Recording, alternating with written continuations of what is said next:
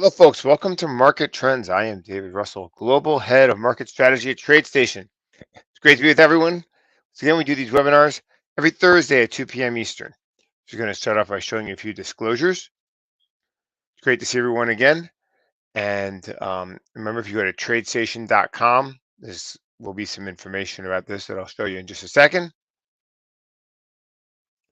terms of getting some of the information, we're sharing some of the workspaces, some of the indicators.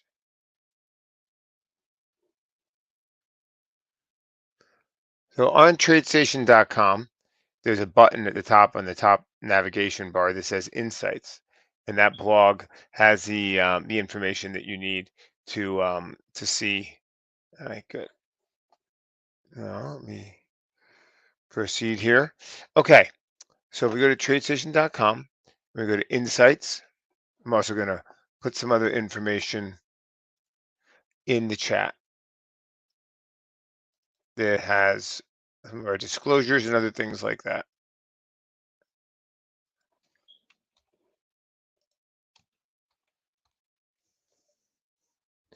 Okay, so this market is our blog. Now, for some reason, on my computer, it's probably not happening on a lot of other people's computers. Um, the most recent article is not appearing on the top. It will overnight or something. But anyway, if you click on the article over here where it says this last one from Market Trends, you click on the actual little Market Trends logo or the little category. It will bring up the category of Market Trends, and this is the rundown for today. Calm returns as rate fears subside. We're going to be covering some of the subjects here. So I want to just kind of quickly start off by actually looking at this chart of the S&P 500 because there's a few interesting things happening here. First of all, I think we have looked from time to time at the number of companies above the 20-day versus above the 50-day moving averages inside the S&P 500. It was a very interesting signal for, a lot of time until, kind of the rally kind of peaked around, there was a time in November when the NASDAQ took over, and basically this indicator stopped working. But it worked pretty well for most of the time before that. And it's giving another signal now, meaning that when the 20 goes above the 50, it suggests that breadth is improving in a way that's going to be consistent with the market moving higher. And it's now giving that potentially bullish signal again. So like this period of time between the beginning of December and kind of March was a time when it didn't work. And the reason is really because basically there was such a huge flood of money going back to the large caps. So the breadth didn't really work in general. But it is giving that signal again. And it's a pretty interesting signal because if we look here in our MT breadth tab, this is one of the tabs, one of the workspaces we share with you guys. And on this workspace, it has a series of charts. This is the SPY. And on SPY, the S&P, same thing. We actually can see today that we have a new record on the advanced decline line. We see a lot more companies now hitting 52-week highs than 52-week lows. So these breadth indicators, this is that same measure of companies above the 20-day versus above the 50-day. So all of these show now a kind of widening in strength of participation. I'm also going to quickly just show you these standardized returns in case you want to see those. We do mention some ETFs here, and if you're interested, we provided a link to the ETF disclosures. So my overall view of this now is that in many ways, the Fed has more or less given a sense that they're going to not freak out too much about inflation in the market. Now I think is kind of accepting that. What's interesting is, and I'm going to cover this, but there's an increasing kind of sense here that this last kind of surge of inflation that we've seen, is the market is going to look past it for now and assume, at least for the time being, that it is going away. And one of the things that's interesting is the Cleveland Fed's nowcast actually is predicting a pretty hot number for this nowcast for the month of April, which is going to be coming out next week. They're looking at zero point 0.4 on the month over month. So this is like a scary number. However, there are several people looking for that to come down. I'm going to talk about that in a minute. But in my perspective here, we have that CPI number on the 15th, and we could really be setting up for just a kind of wall of worry melting higher. And the reason is because that number is expected to be scary, like I said, but people are looking past it. And now when we look out, we're seeing a series of indications that interest rates really might have peaked, and we could be setting up for this kind of lowering of interest rates, moderating of growth. And then the key thing is, let's go back to this, one of my favorite charts. We go to the Fred and then we go to money market. This shows how much money is in, how much cash is in retail brokerage money market funds, and it is through the roof. So this is dry powder. This market is not highly leveraged. We've talked about this before. If you look at the different measures of of sentiment, nothing is really showing a degree of being overextended, and I think that's an important thing to just kind of realize right here. So as we look at this, you don't have that potential for a kind of cascading sell-off like you might have at other times, and I think that's the most important thing here in many ways is that there's significant cash on the sidelines. Valuations might not be low, however, the conditions seem to be in a spot where they continue to improve, and there's a lot of cash on the sidelines. So all those things potentially do suggest that we're still in a spot where there can be, more upside in this market. And it's not really about the individual stories; it's really about the condition or the overall conditions of there being, moderating inflation, peaking interest rates, significant cash on the sidelines, and a kind of the Goldilocks scenario coming back. We had a little bit of a fear of stagflation, but in some ways, some of those hot inflation numbers are now kind of fading. So what's interesting here is first wanted to mention two things on the intermarket analysis. Yeah, the TNX, which is a 10-year Treasury yield. We're looking here at a trading view chart. Trading View is a company that we have API sort of integration with. People can trade their TradeStation funds through that if they want to set up the integration. But also it has just a lot of charts that are easy to kind of look at and use. And I like it for looking at things like Treasury yields. What's interesting here is we had looked at this first on the weekly chart. This was really a strong uptrend in the 10-year Treasury yield. And last summer and into last, kind of the spring into the summer, you can see it continue to make these higher lows. And this is when it went up last summer or last October above 5%, and really kind of hammered equities. But what's interesting now is it looked like we were going to keep with that trend. But now we have something here that happened a few weeks ago, which is a lower high on the weekly chart. And if this does play in, this would be a potentially really important signal because it could suggest that this actually was the peak up here around 5% on the 10-year. And if that's the case, everything has the potential to change and to change in a way that is going to be constructive for risk appetite. Now let's look on the daily chart. We had talked about this gap at 4.7%. And back from early November, we talked about this incredibly important series of economic reports that came out at that time when they revised up productivity and they really sensed that a lot of the kind of inflationary pendulum was starting to swing back in a more positive direction. And what's interesting is we stalled at that very level. We had the weak employment report last week. And then on top of that, today we had jobless claims jumping to the highest level since I think August of last year. So we're at a spot here now where the doves are winning again, the idea of rates having peaked. And the other thing is that commodities have been pulling back, especially things like oil. And, so I think we're at a spot here where, you might see that we have a high reading of inflation for April. But then when you look out beyond that, the expectation could be in an opposite direction. Now let's look at the euro on the weekly chart first. In the euro here, I've been watching this pattern. First of all, it's interesting to look at the incredible tightness.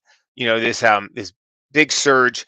At the beginning of last year, this period of consolidation, and it's interesting. You can kind of see this as it's not even a megaphone pattern. It's kind of like it widens and now it narrows again. And what's interesting to me is that to see this higher low over here, and then the other thing I'm gonna look down the daily chart, and what a very important pattern to me, a level that I was watching. If I was going to believe the euro really had downside risk, I was looking at this low roughly at from last December, a little bit off, a little bit lower, but you can see this level here. And what's interesting now is today's low was almost exactly um, pretty close. Today's low was almost exactly at that low from December 8th. So in the daily chart, we basically had a support level. You can see how we held it in February. We broke it in early April when people were worried, and now we're back above it. So from my perspective here, we could be seeing a spot where the euro really has, bottomed. The dollar has peaked, and that would also be consistent with the idea of the Federal Reserve having reached the end of its interest rate hikes, or being more comfortable with the idea of thinking about cutting, and the idea of inflation and things like that having peaked. So this line, I'm not really as sure of. Sometimes you draw these lines and you're not sure exactly how important they are or where exactly they fall. But I think it's important to realize that um, this is now setting up for a spot where the downtrend doesn't seem to be holding together, and it's now setting up for a potential relief rally after that CPI number next week. I think that might be something we actually could now be thinking about the risk of that, of after the CPI, fast forward, the CPI is on Wednesday the 15th, retail sales at the same time, 8:30 Eastern, an hour before the market open. We could be in a spot where, fast forward to this time next week, and people are saying, the inflation thing is over. The We're now back in the period of soft landing, of a softening economy and lower inflation, kind of keeping a lid on interest rates. And so I think right now, that's really kind of what I think is important to realize, is that we failed to get a break lower in the euro, and we failed to get a break higher in the 10-year. And those two things together are right now very positive intermarket conditions for the S&P 500. I have said, and I believe it's true, I continue to support this, which is basically that the real thing that matters is this chart of the 10-year. If the 10-year fails to make a new weekly high, then we're in a spot where equities will very likely continue to receive interest, and there will be money trickling in, especially if you consider interest rates being higher. There's going to be a point in time when people start thinking about, if I'm reinvesting my money, I'm no longer at a spot where I'm going to be making as much yield on it. Maybe I should be taking more risk. Maybe I should be buying stocks and things like that. And that brings us to the other big point, which is the Russell, the small caps. We've been talking about waiting, and I'm not the only one, people been talking about this, waiting for this for a long time. But we could be in a spot now where the small caps really do come to life. And you look at this chart, there's really, I mean, you can say it's bullish or bearish, a lot of different things. And in my view, though, the key thing, though, is that 10-year. And if we do see a growing conviction that the 10-year has peaked, um, the one of those ideas that's been out there strongly has been the small caps, the different kinds of valuations on them. And I think it's important. There are some other things happening, but M&A will be a conversation point. Lower interest rates, what does it do for banks? Things like biotechnology, all those things are consistent with the kind of market we're talking about. Wider breadth, like we showed here with the advanced decline line, is also consistent with strength in small caps. So I think that's important. Um, so I wanted to also mention that if you look here on our blog, we actually ran a story recently, and we updated our distance from MA indicator. So you guys might want to check this out. I set it up so that now it can accept. We wrote this article about potential ways to think about put selling and looking for stocks that have kind of bottomed, and and looking when people are looking for opportunities to be selling premium. But we have an indicator that we've shared with you guys before called distance from MA, but we added something to it so that now it can um, actually output a value that is going to be an absolute value. So before, if you want to say, I want to find a stock between 2%, 2% from its 100-day moving average, you had to say less than 2% and greater than minus 2%.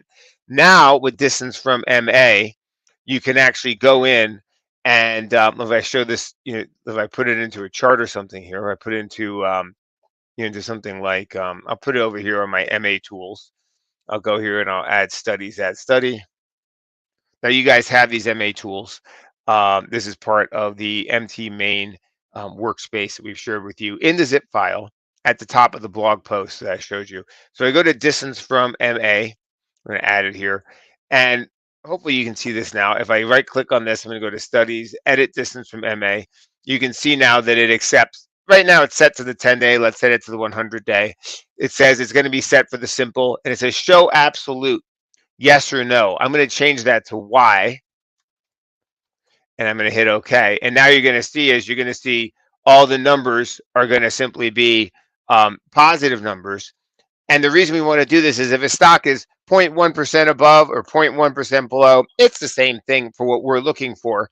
So this is just a new thing that can save you a little bit of hassle when you're using Scanner, especially because you only have to put it in the scanner once. Before you used to have to say it has to be less than 2, greater than -2. Now you can just say less than 2 and set that flag to absolute. It's now calculating, so I'll leave it alone. But just wanted to point out it's a little upgrade we have. So if you guys want to, you might want to go here, download this zip file, and replace the existing version you have of distance from MA, which is also in the zip file for the webinar that we have here. This one here. So remember, every time we do the webinar, at the very top of it, there's these downloads are available here, and that's where we have the zip file that includes a series of ELDs that have a ton of indicators that you guys can use, and then a lot of these workspaces that we're showing right here as well. So while we're doing that, I wanted to actually just quickly, start, think about options. We always want to be, we're always thinking about options and different things that can be done with calls and puts. And I was just looking at a few things here. First, let me just bring up my chart again really quick because Apple has their Worldwide Developer Conference on June 10th. It begins. And what's interesting to me about this here is that, Apple here had this gap higher on earnings and it's holding this level. The all-time high is right around $200.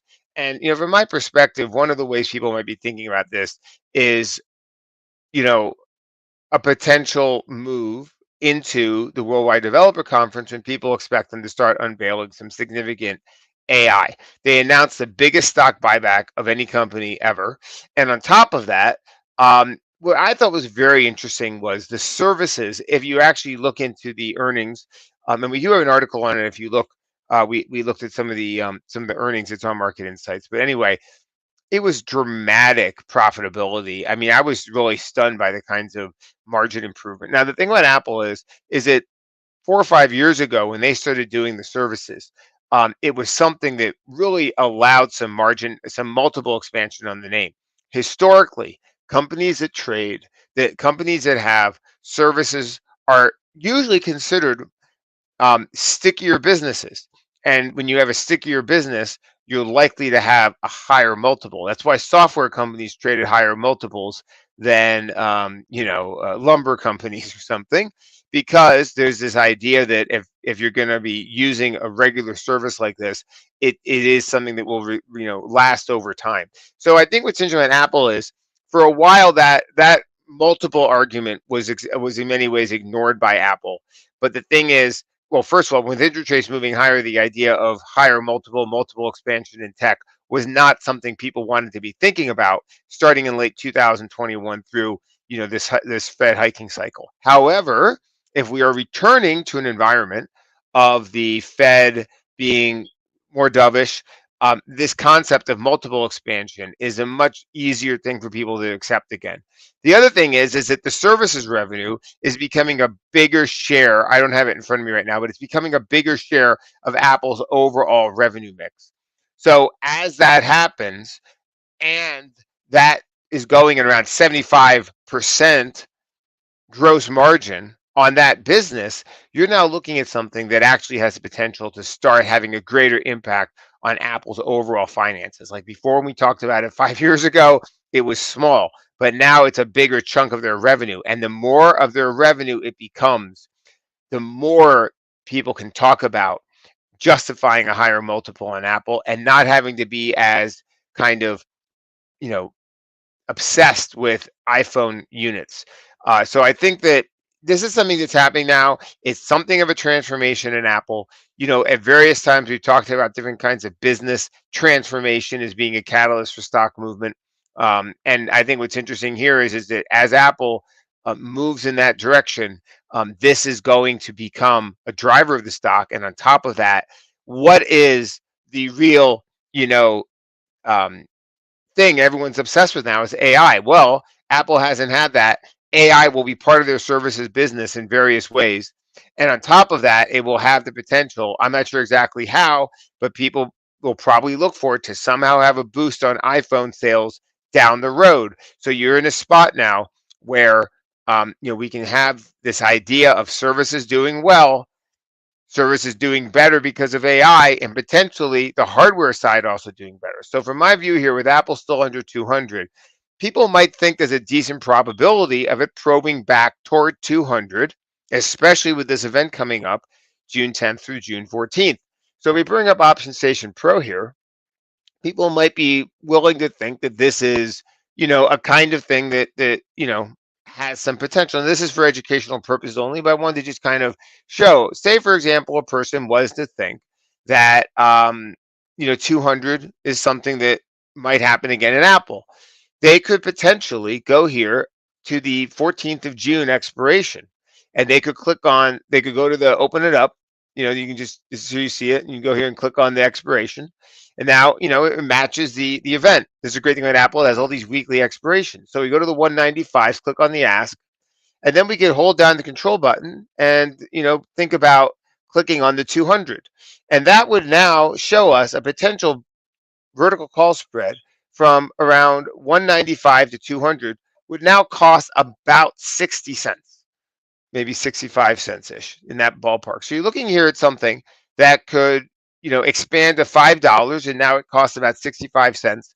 And it would require the stock basically going up, from 185 to 200 is, 15 points. I'm not going to do it on top of my head, but you're talking about a move of less than 10%. And also the S&P has broken out this year. Apple has not. So I just think that this is something that might be an interesting sort of strategy people might want to be thinking about, or at least people, I think, along those lines with this event coming up, and given the technicals and everything in Apple, this is, an options trade that was, you know, I thought was an interesting illustration. Now, another one that was jumping out to me was Newmont Mining. Now, this is a company that I think we have to realize is that, gold miners, if you look at Newmont or any of the gold miners over the long run, Newmont has been, well, all of them have really lagged what the overall market has been, doing in terms of gold.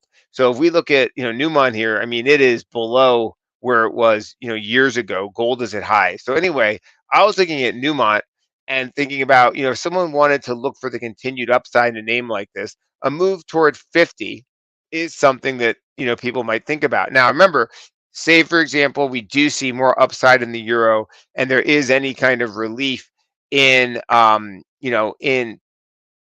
the CPI number. That's going to be something that, if we see weakness in the dollar, downside in yields, something like the gold miners could potentially benefit from that. And so I wanted to kind of mention that. We also have, if we look at the June expiration, we have another Fed meeting that's going to be coming up. Actually, I don't have that one in front of me. Let me actually look on my other screen. I have a calendar here. And what's interesting is the $50 level is a peak from back here in May. So let's look here at Newmont, the June 45 50 call spread potentially. This is another one I thought could illustrate some of the potential of using options to manage risk and kind of capturing specific moves. So this is the 21st of June. Now that Fed meeting is going to be on, let me see, there is a June meeting. The Fed meeting is on June 12th. So this would be after, this expiration is after that Fed meeting. So this call spread here, the 45 calls June up to the 50s, that call spread is now,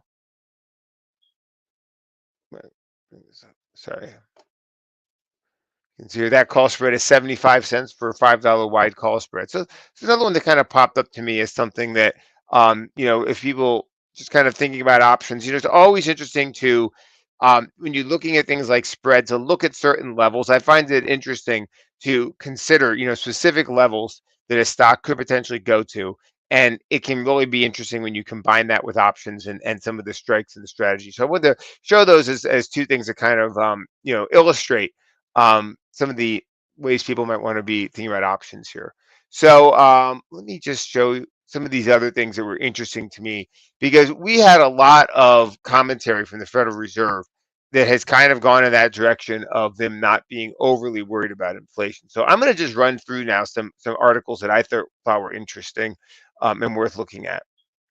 So first, I want to just point out that Micron is still a name here that I think has been, it was a name that has not been widely respected until recently, and now it seems to be reinventing itself as an AI sort of name. And what's also interesting is it has also broken out to new all-time highs, which it hasn't done for a while. So this is a name that had another upgrade this week. So I want to just mention this continues to get growing interest. This was Baird that did that. Next, um, let's see if I can get this thing to load right. I use this tool called Tabox. It's kind of interesting. It allows you to save a whole bunch of tabs at once. So this was one here from Jim Paulson. Now, you may remember this guy. He used to be at Wells Capital Management, and he was, at one point one of the top money managers in the world. I don't think he's any longer at that firm. He's now running his own newsletter. But he's always interesting at looking at the economic data and putting it together. And he basically said inflation is losing its foundation. Every significant inflation since 1970 has been associated with rising commodity prices. He basically points out that commodity prices are dropping and it's going to drag down inflation. So he was the first guy to say this since my last webinar, since this week. And he's not the only one. So this is the first one I wanted to show you guys. This was retweeted by Carl Quintanilla at CNBC on Monday, but it's from Jim Paulson, formerly of Wells Capital Management.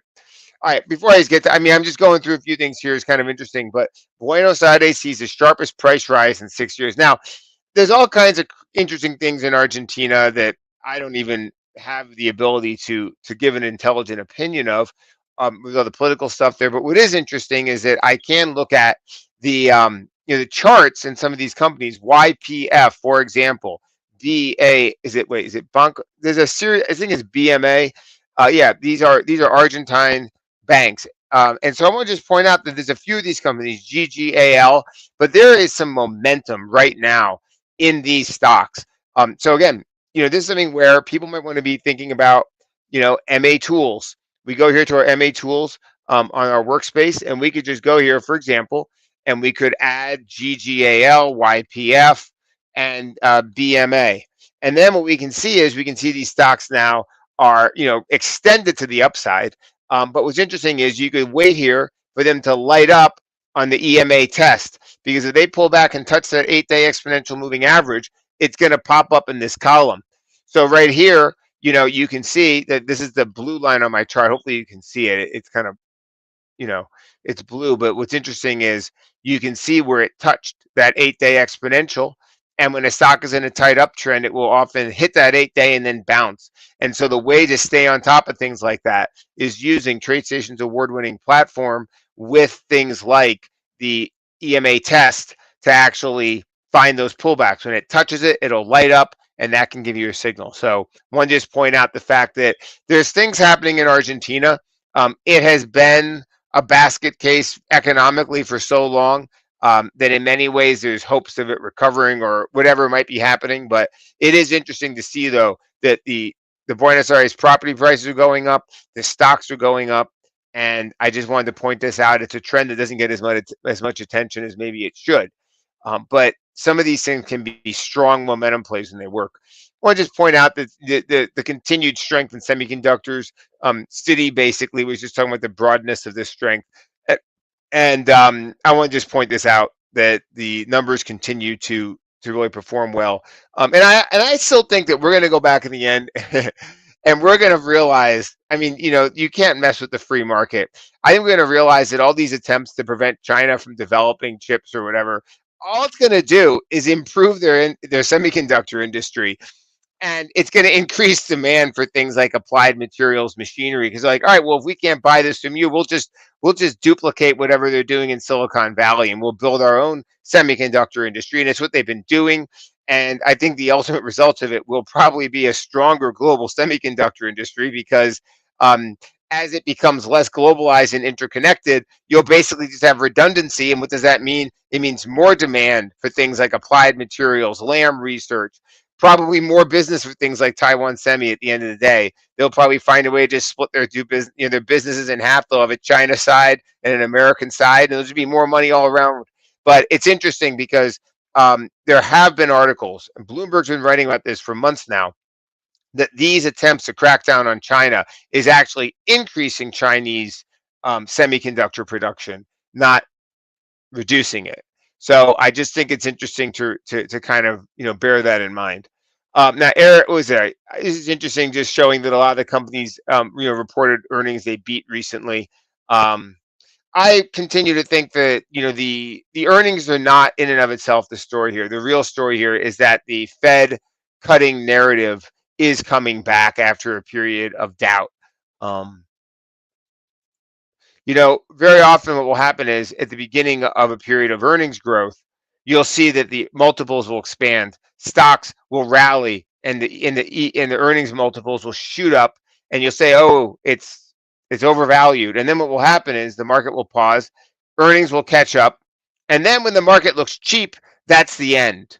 It has happened that way before, not always, but we could be in a spot here where the thing is that if the macro conditions continue to favor strength in equities, then ultimately multiple expansion will happen across the board simply because there's a lot of cash on the sidelines and people think interest rates have peaked. So it's interesting here. Um, Alphabet is adding hundreds of salespeople and engineers to its cloud computing unit to help market Gemini AI. So again, just continued expansion. Google, after a period of 3 to 6 months of lagging, has absolutely come off the sidelines with its AI business. Now, I think it's important to ask, will Apple do the same thing? I mean, if you went back earlier this year, you know, Alphabet was in the penalty box. It really suffered with AI back here being bad, and then it turned it around. And I think it's important just to realize that at least the trend in this market has been for these big growth names to somehow fix themselves. And I think if you look at beginning of last year when we saw this tremendous rally in Meta coming off those huge lows and a lot of other things like that, and then we just have to go back and think about Apple. Is Apple here? Is this where Apple is right now? That's, I think, the question. Um, and I think that that's just they have not. I mean, you're talking about a company that has vast amounts of money. They can hire anyone they want. They can develop anything. I mean, are they really going to fall behind that? And I think that's the spot now where that's the narrative now in Apple. So just remember, 3 months ago, Google was dead money. No, they're behind in AI, and now look at them. They're flying and they're adding people. All right. Now Disney, on the other hand, I think we got to realize here is that I was noticing for a long time that Disney really has long term I think problems, and I still think that Disney essentially they have to just break up and cease to exist as Disney. The businesses make less and less sense being united over time, and so I wanted to just mention that is that ultimately this is a company now that their existing TV business and everything else. Um, it just kind of shows that this is a company that they've kind of they at this time they're uh, they can have something to bounce off of lows, but it's a spot now where people are probably going to want to see more of a strategic story in terms of breaking it up, something like that. And a lot of these big Dow companies, General Electric breaking up was the best thing they ever did. Look at 3M. 3M now broke off their healthcare company, SOLV, and it's actually, I mean, 3M has been a disaster for a long time. And this SOLV, it got spun off of 3M. So I want to just point that out that, I think that's actually what the logic is going to be in Disney now. And I think we want to watch out for that. All right. Now, JP Morgan, I got to say, these guys are just really negative, and they haven't been right. And I honestly think that ever since 2021, 22, that guy Kalanick, their big quant guy, has been too bearish. So I want to just point out that they continue to be bearish. But we're all right, we're all wrong, but it's important to realize right now who's right and who's wrong, and they've been on the wrong side of things. Um, Okay, it's interesting. Gap got an upgrade from Citi. This was another one that actually came up when I was looking for stocks near the 100-day simple moving average, and this was one that you can see here. It came down and kind of was holding this level. This company reports earnings at the end of May.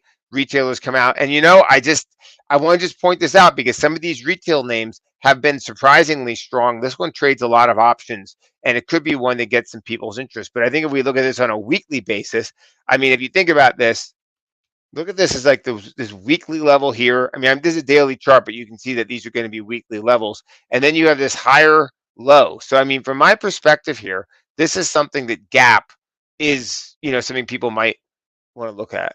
All right. Now, Reddit had this strong report. I don't really know what to make about Reddit yet. I generally don't look at companies until they've seasoned for about a year, simply because you don't have good chart levels or anything.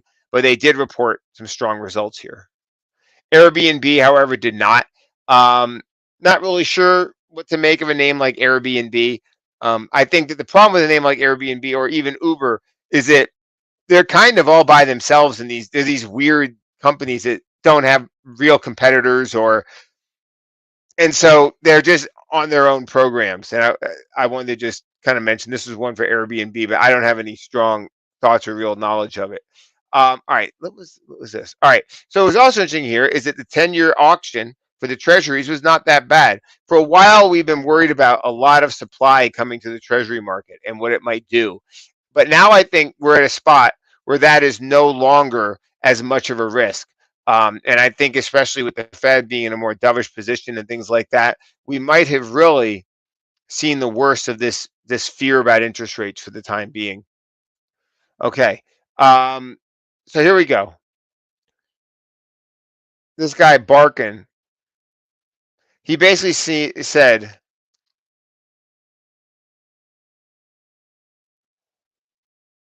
he basically was saying, I'm trying to see in this article. Wait a second, was it this one? There was one that I highlighted. He basically was saying here, I'm optimistic that our restrictive level can take the edge off demand. So basically, what he's saying is no more rate hikes. I think we know this, but it's just important now. This guy Williams, I think he might be the New York Fed. Yeah, New York Fed President Williams. But he basically said that he's basically saying that we'll eventually have to cut rates. The next move will probably be lower. So again, we're not going to get these guys coming out and just being completely dovish, but there is now a pretty broad sort of conversation that we're in a spot where it's going that way. It moves slowly, but they are no longer sounding as concerned about inflation. So I think all these things kind of are important to realize that this is all happening in the background, and it's making it harder for, I think, yields to move higher. And as long as that remains the case, we're in a spot where, with all the money on the sidelines, it also becomes difficult for people not to be adding to equities. All right, so let's turn to a name like Six Flags. Not a name people look at a lot, but it has some short interest.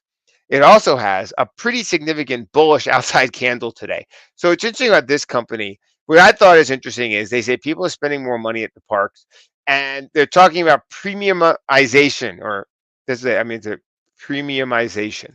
We're transforming our parks. So what I really like is to identify the 7 catalysts for stock movement, which we've talked about at different times. We have margins, we have volumes, we have business transformation, and we have some other things. But business transformation can always be something interesting. You'll often see a company, it doesn't matter what company it is, they'll have certain words when they talk about they've somehow tweaked their business model in a way that can become more successful. And it's not always clear what it is. You don't have to be an expert in the industry. But when you start to see language like we've changed our business and it's working, that alone is often the confirmation. So I've created these concepts, and if you go back, we covered it, market trends before.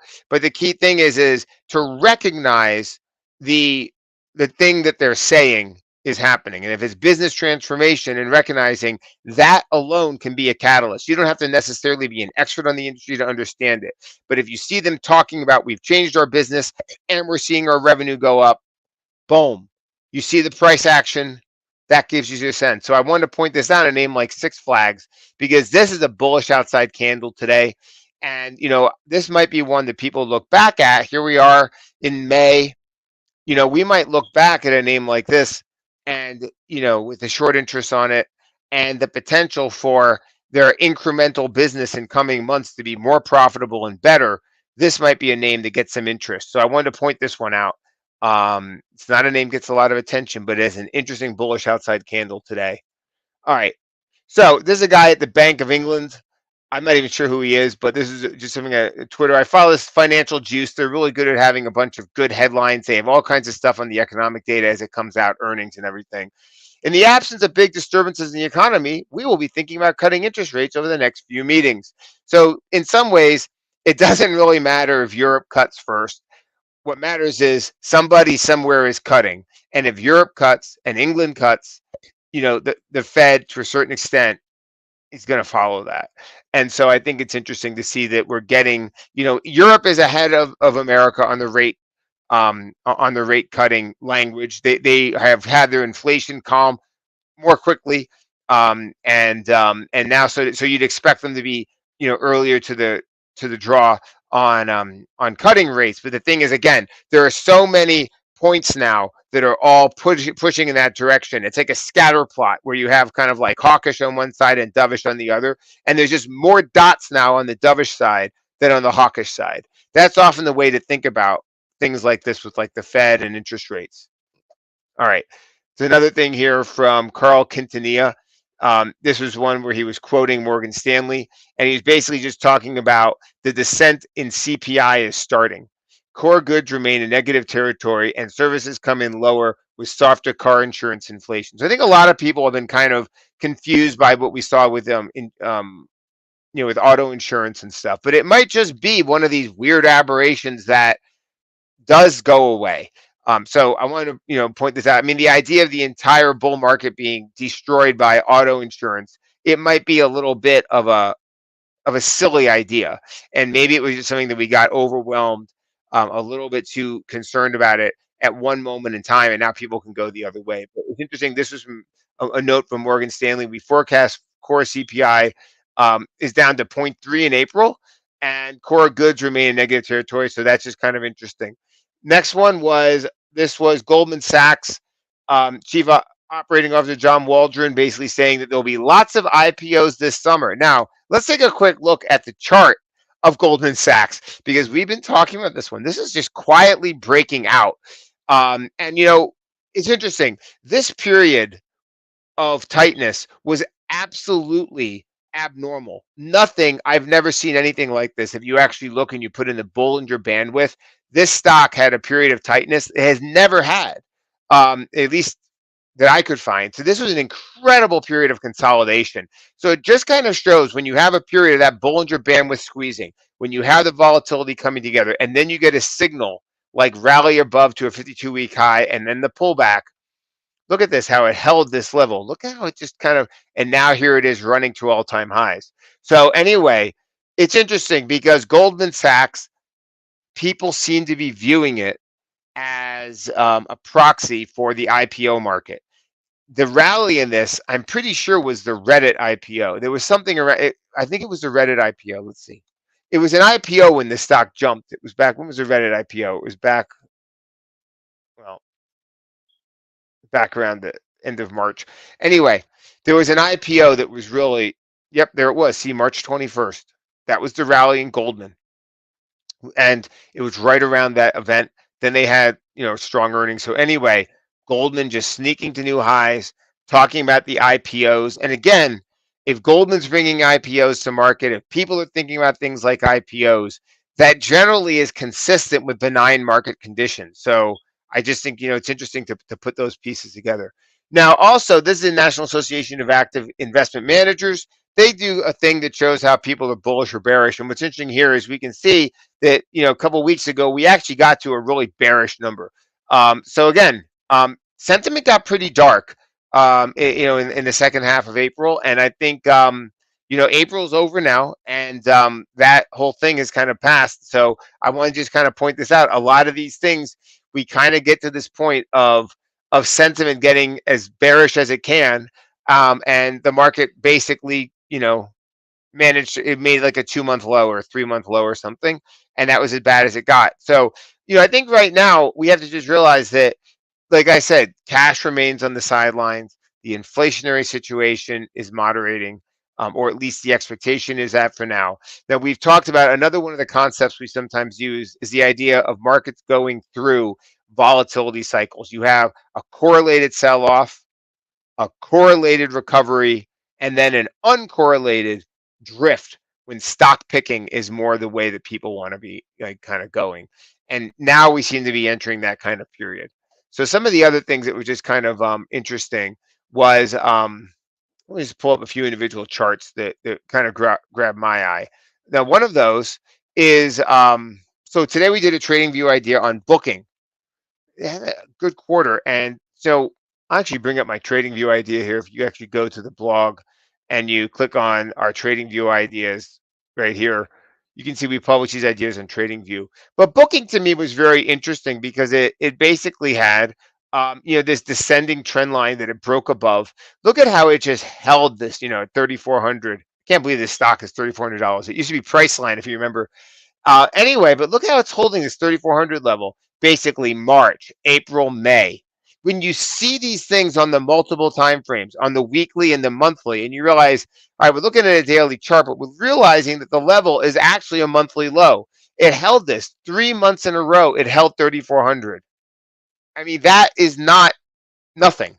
The other thing is that this falling trend line that it broke above, and then MACD turning higher. But then the other thing is the 50-day and the 200 and the 100-day are right on top of each other. So that just kind of confirms, this would have popped up. I actually discovered this, if I remember correctly, using my distance from 100-day moving average. That's how I found it. And then a couple of days later, I did it on TradingView. The thing is as we're using the TradeStation platform, we're going to find these ideas when we're looking at these things. And it's interesting how all these pieces just kind of come together, that it's near the 100-day, it's near the 50-day, it hasn't gone anywhere for 3 or 4 months. It has this 2 to 3 month period of consolidation that it's now escaping. So this to me looks like a pretty interesting pattern. I did want to cite this one. Now, another stock. Now, this would probably people be annoyed because this is just a stock that no one really trades, but I just have to mention it, which is this Japanese company, Mitsubishi Financial. I mean, this thing has been really trending higher sharply. And I want to just point out that you basically have here this kind of falling trend line, and now it's back above it. So this is one also that had this incredible move early in the year when Japanese equities were running. And now, it essentially is in a tight pattern. It hasn't gone anywhere really here since, mid-February, late February. And, now you have this trend line that it seems to be back above. It's above the 50-day again for the first time in over a month. MUFG, not actively traded, but some of these international banks have really been moving. Arista Networks, ANET, they had a good earnings report. And also, I mean, this one has just been in a steady sort of uptrend. When you look at it, it just has been in a steady uptrend here. And wanted to just highlight this one. It also has a sort of AI potential. And the other thing about a name like Arista is that it's not a huge company. It's a member of the S&P 500. So in this kind of market, when you see the breadth, people are going to say, you know what? I already have a lot of NVIDIA. I have a lot of these other names like Microsoft. Maybe I'll diversify into some of these other smaller names. And that's, I think, it's in the S&P 500, but it is, it's something of more of a mid cap. If we go here to our fundamentals grid, and let's actually just see where it falls. I think I already loaded my S&P 500 to this, but if we look at Arista here, its market cap is 91 billion. So it's not that big. And that's the kind of thing in this sort of market, like we said, a stock picking environment, individual names outperforming, as the bigger market makes smaller moves to the upside. The market can grind higher small amounts, individual names can come to life. I mentioned Six Flags. And the other one is VRTX.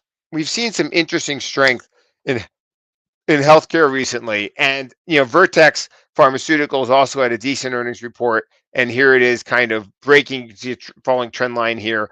From my perspective, names like VRTX and ANET, people might be thinking about periods of consolidation, small tests to the downside. Again, these are areas where if we use our MA tools and we put these on here, um, we might see, oh, wait a second, it's testing that 8-day exponential. And that's kind of, why we created these tools for you guys, so that you can be watching stuff. And, it's not just let's let it hit a level. It often doesn't work that way. When things are trending, sometimes you just get an hour at the 8-day exponential, often early in the morning, and then you get the continuation. So, stocks can have 3 or 4 positive days. They have one day they get hammered.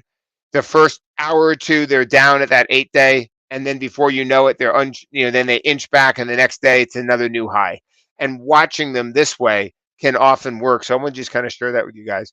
Um, and then next week, we look on our calendar here. Um, CPI is really the big thing.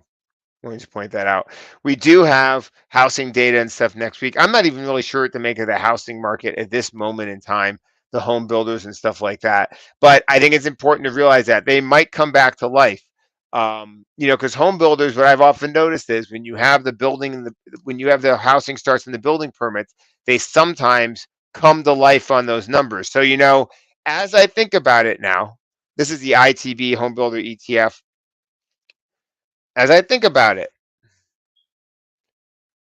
interest rates coming down. This is an area that does have a fundamental story that people, they see the need for, there is a demand, a supply demand imbalance that favors the builders. This could be something that when those numbers come out, that might be an interesting catalyst for these. So I think it's interesting to put this back on our radar. I've just noticed that those home builders will often move on those numbers. So maybe something to keep on our radar. We'll have our next market trends the afternoon of that report.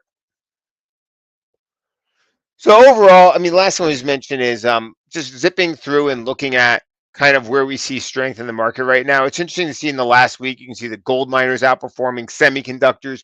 What is interesting is we've seen utilities outperforming, which is also a really strong sign of the of expectations of lower interest rates. The utility ETF, there's a few things that have happened in this, and utilities in some ways really took a beating on solar energy because a lot of them had various exposure to solar. But we are starting to see the solar energy do better now. The TAN is a solar energy ETF, and I was looking at it, it was actually starting to perform better. So I have it here somewhere. TAN, you can see in the last like 2 weeks, it's actually one of the leaders. Biotech and solars are outperforming in the last. These guys have been just dead money for a long time. They've pretty much struggled since the Fed started hiking rates. So also seeing the strength in these might be something. Biotech and solar, that is actually something that's kind of interesting. But also, like I said, the utility companies, a lot of these guys went all in on this green energy with various things that they were doing. And the thing is that, and they all get, not I would say all, but several of them have managed to plug into the Inflation Reduction Act in terms of getting tax credits. So the thing now is let me just show you the whole thing here. Take myself off. I think it's interesting to realize here, these could also be consistent with a return to strength in solar energy. Especially as we go into the election, there could be news on solar energy. First Solar, we did a trading view idea on a few weeks ago, and it has been performing, kind of the way that the chart was potentially suggesting. So it's interesting here to see how it basically has this falling trend line. If you look on our ideas, you can see it. We did it here somewhere. Um,